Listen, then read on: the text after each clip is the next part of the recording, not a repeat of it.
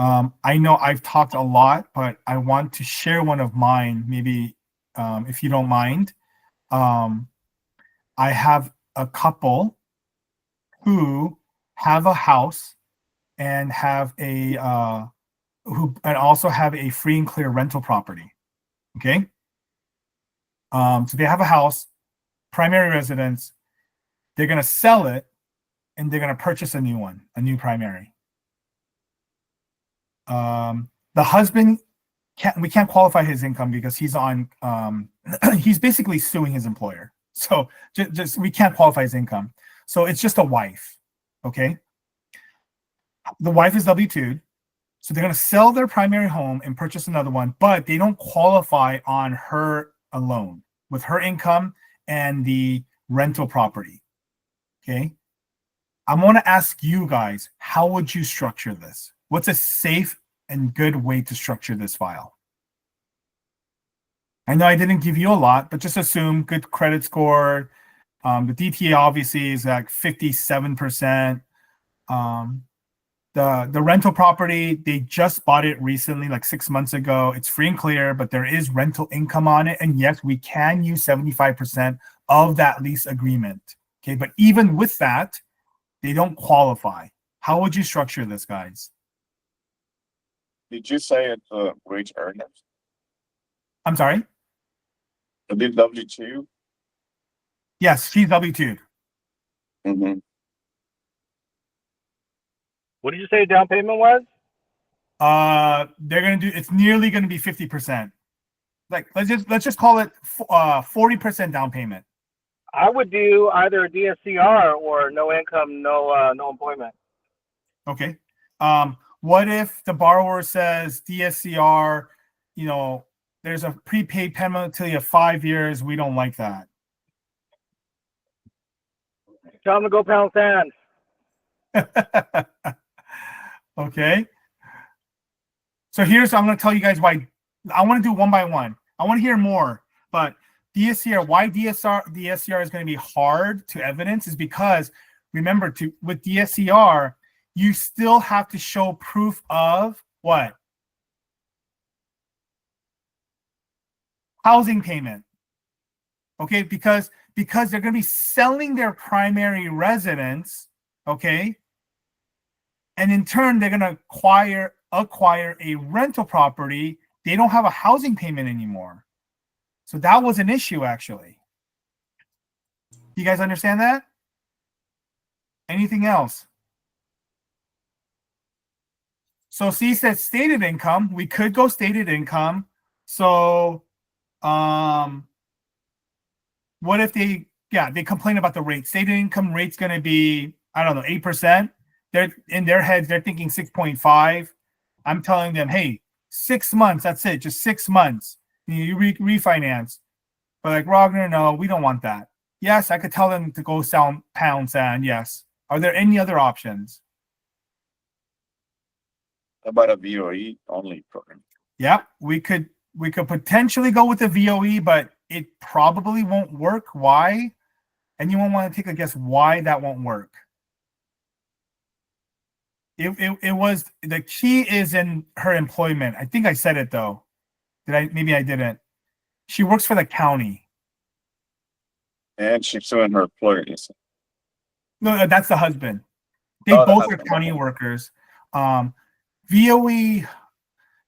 Oh man, this is why I don't like the VOE programs. But VOE, just remember, it's not a good option. And Brenda, if you want to chime in, it's not a good option when you're working with a big company or an established company,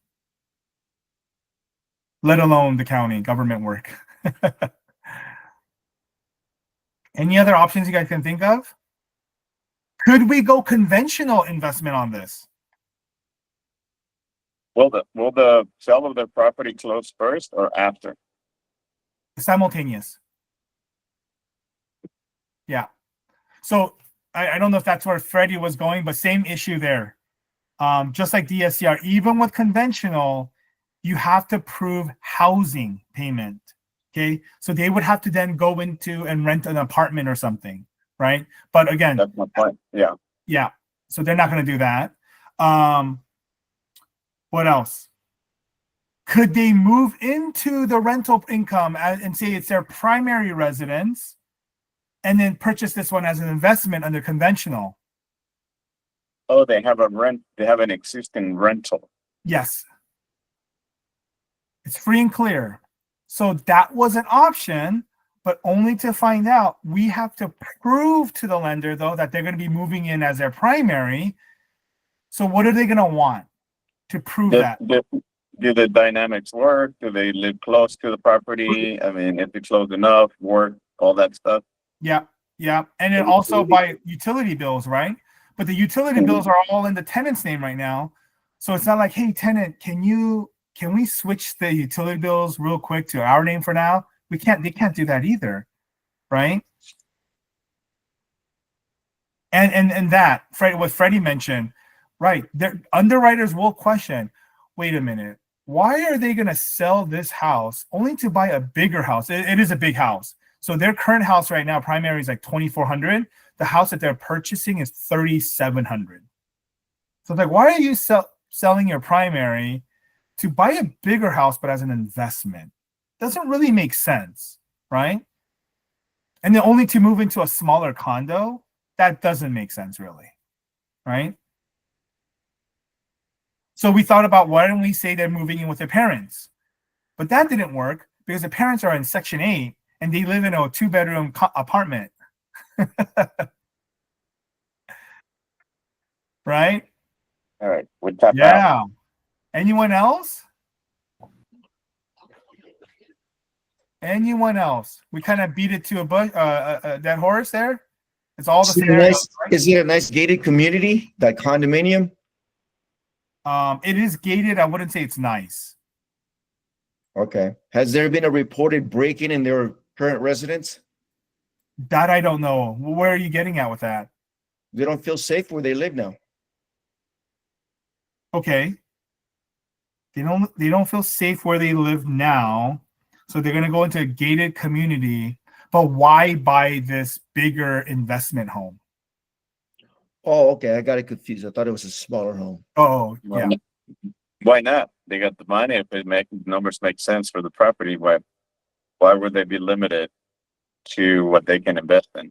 True. I mean, again, we don't know, right? We have to put it up there, and see. I've already ran this by. Yeah, I don't know the specifics, but like it could be a scenario where they're old enough, the kids are out, they need to downsize, so a condo makes sense, gated community, whatever that may be, and they have proceeds from the sale to invest in a better asset. But I mean that's so the not condominium. So the Yeah. condominium is pricier. Is that what I'm getting here? The condominium is not pricier. So condominium is their current investment property right now. It's a small condo, like 1,200 square feet. It's free and clear, but they do have a tenant. Their current home is 2,400 square feet. They're going to sell it for about like 1.2 or 1.3, but they want to buy this house in Buena Park for 1.8. Let me ask you this. So the proceeds from the sale of the house it's about 40% of the new purchase. The proceeds is going to be a lot more. They're going to, Okay. yes. I see what you're asking. Yes, it is. Okay, well, I mean, and how old are they? Maybe 50, like 48, 49, 50. Okay, so they still have small children and stuff. Yes. Yeah, I mean, if it was a case of downsizing, that's perfectly Correct, because families grow and then they don't need the house anymore. They they just and they have money to invest. I don't think the bigger house as an investment as a deal breaker. It's more justifying the move. Yeah, exactly. That's a good one. That's a good variable that you considered.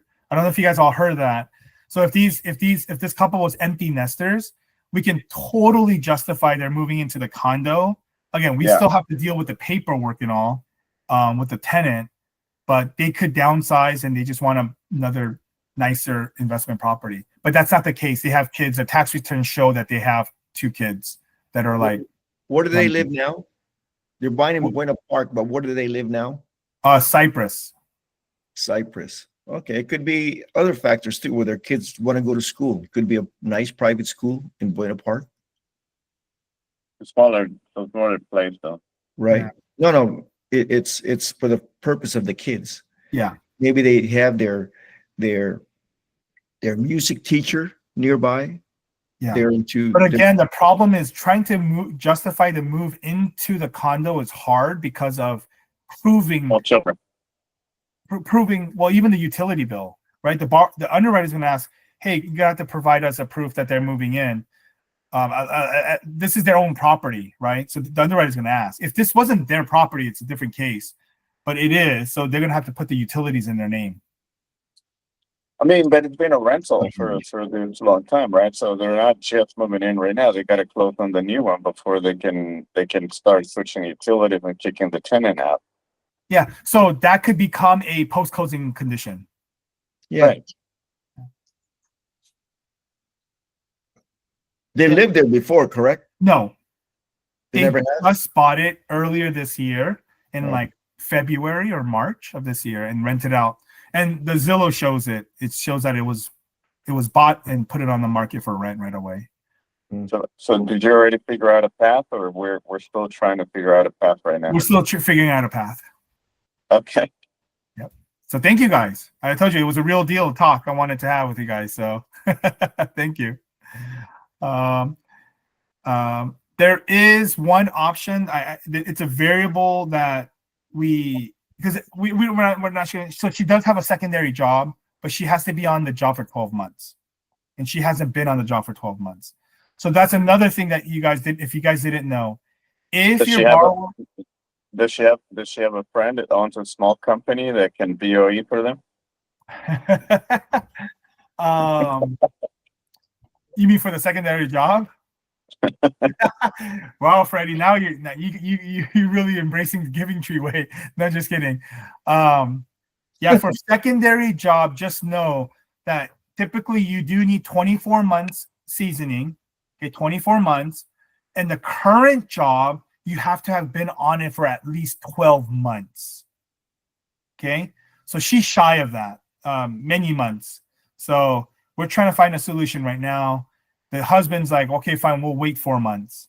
But I don't know. We're trying to still figure this out. What about that lease to own option that we went over with Change Wholesale? Lease to own option. Yes, it was the lease option to rent to own. It was the I believe open mortgage, and I believe Tule River purchases the property and they basically lease it, and then you need like an exit strategy. I think we went over it last week. Okay. But the qualifications will still apply, no? The DTI would still apply. Yeah. Yeah. So I'm still stuck. Good attempt though, Alex. Awesome. I mean, way to listen, and retain that. But yeah, we're still figuring this out. It sounds like a very easy hard money loan. Yeah. Except these guys are super rate conscious, and so to C's point, it's kind of like you guys have to kick sand, but obviously we want to make it work. But to be determined. I will let you guys know. To be determined. Hey, thank you guys for staying on a little bit late. Harrison, make sure you copyright all your material. That was I had a good laugh last night in the evening. That was awesome. Someone gonna call them out? He actually took it down. He did? Yeah. I tried to. Peter asked me to respond to them, but I can't find their post anymore. That was awesome. That was great. I take it as a compliment. That's a nice compliment. They just blocked you from their social media. Yeah. You should check that. No, they're still following me, and I'm still following them. But the best part was the best part was I don't know who pointed. I think it was Ian. Where Peter liked the post. I did not. That was you. That was awesome. Yeah, it was Harrison and Christine. That was great. Wait right, until their appointments start showing up at Giving Tree. Yeah, Yeah. There you go. Hey, great job, guys. Thank you guys for your participation. Have a great week. Come with a great win next week. Keep up the activities. Let's share some more wins next week. We'll see you guys next week. Thank you so much, Rogner. You guys. Have a good week. Bye.